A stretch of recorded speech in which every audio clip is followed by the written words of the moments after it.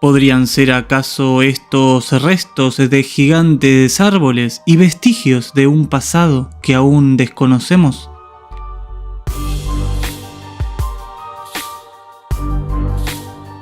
Para saber la edad de los árboles, tendremos que buscar en los anillos que se forman en el interior de su mismo tronco.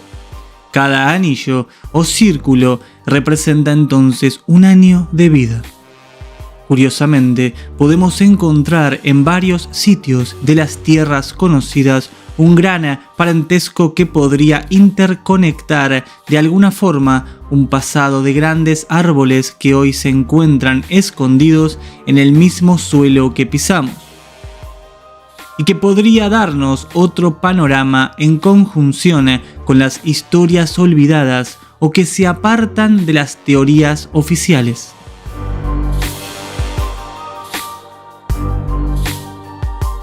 La mesa de Yugurta o Yugurta Tableland, por ejemplo, es uno de los tantos sitios que podrían albergar más de un solo punto de interés turístico, porque más allá de los restos de una antigua fortaleza que pudiera encontrarse allí, Kalat Zenama es una ciudad que nos podría entregar otra parte de este gran rompecabezas del verdadero pasado, como así también lo es el monte Roraima, el centro pico truncado, la famosa Devil's Tower o conocida también como la Torre del Diablo, y una infinidad de otros sitios que se unen a otras teorías que rodean a estos antiguos árboles de silicio.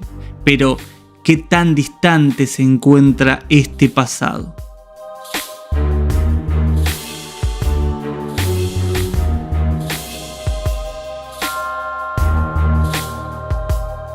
Cuando hablamos de gigantes árboles o el árbol del mundo, podemos encontrar varias referencias en antiguos textos y culturas. Y es imposible no mencionar al famoso Yggdrasil, el fresno del universo, de la mitología nórdica.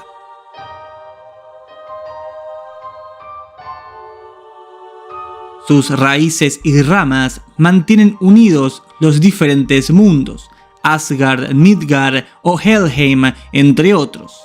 De su raíz emana la fuente que llena el pozo del conocimiento, custodiado por Mimir, el gigante que era tío de Odín y guardiana de las fuentes de la sabiduría ubicado en sus raíces.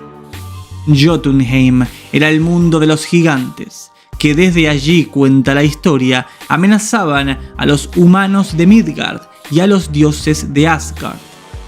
En el capítulo 42 del libro de la Edda prosaica se relata el origen de la fortaleza de los dioses, cuando asentaron en Midgard y construyen el Valhalla, y se menciona a un constructor anónimo que se ofrece para construir una fortificación para los dioses que mantenga las incursiones de los invasores y que pide a cambio la diosa Freya, el sol y la luna.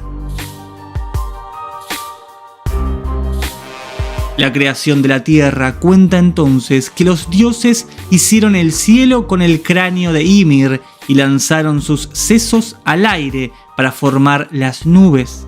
Finalmente, Odín y sus hermanos utilizaron las cejas de Ymir para hacer un gran muro que rodeara y protegiera Midgard, el mundo de los humanos.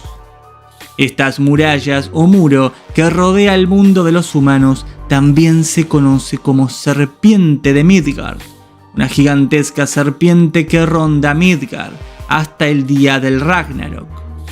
Esta serpiente creció tanto que mordiéndose la cola podría abrazar toda la tierra.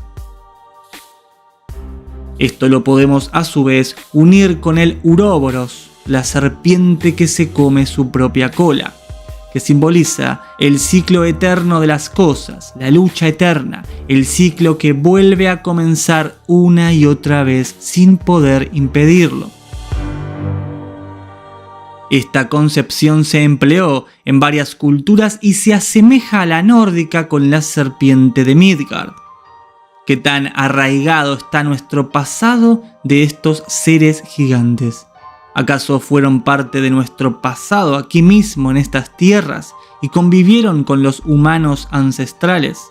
Estos gigantes árboles rodeaban y fueron contemplados por los niños gigante humanos que nacieron para cambiar nuestro destino de las manos custodiales. ¿Cuánta relación guardan todas estas historias antiguas con los gigantes Anakim, aquellos descendientes de las antiguas tierras de Anak, que ingresaron por el sur de nuestras tierras conocidas y pudieron haber cambiado el destino incierto que ayer y aún hoy mantiene a la humanidad bajo el yugo custodial? Sin duda que existe una historia que no será reconocida, pero que demuestra la grandeza humana y que su destino debió y debe ser otro. Existe una gran parte escondida ante la mirada triste que la humanidad parece tener en su día a día, representado hoy por las mentes sucias y siniestras como un mero punto alejado de su universo fantasioso, por la oscuridad reinante a su alrededor. ¿Qué tan lejos está nuestra verdad de que nuestras tierras se encuentren rodeadas por estas razas que hoy se encuentran también desterradas de la historia oficial? ¿Qué tan lejos estamos de conocer a la verdadera Terra Infinita? De que los conocidos como planetas sean simplemente una continuación física por medio de pasajes o portales conectores que conducen hacia otra realidad, otro tiempo, otra historia y otra civilización que también sufre desde lejos por no haber completado aún la misión de quitarnos esas pesadas manos de los parásitos que gobiernan.